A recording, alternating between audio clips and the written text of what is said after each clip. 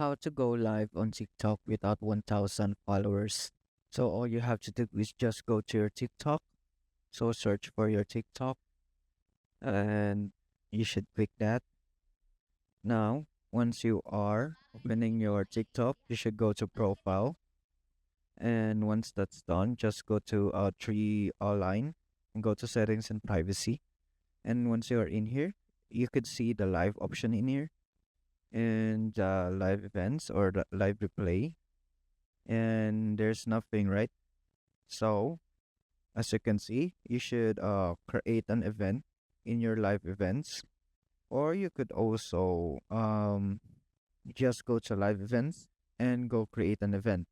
Now, once that's done, you could see the event name and the start time and description. And as you can see, you could click that if this live is limited to those age 18 years and older. So audience controls, you could also click that and press OK and create to have a live without even having 1K followers, just like mine. And also, if it doesn't appear, so example that doesn't appear, but there is a still live option here, so you should click that.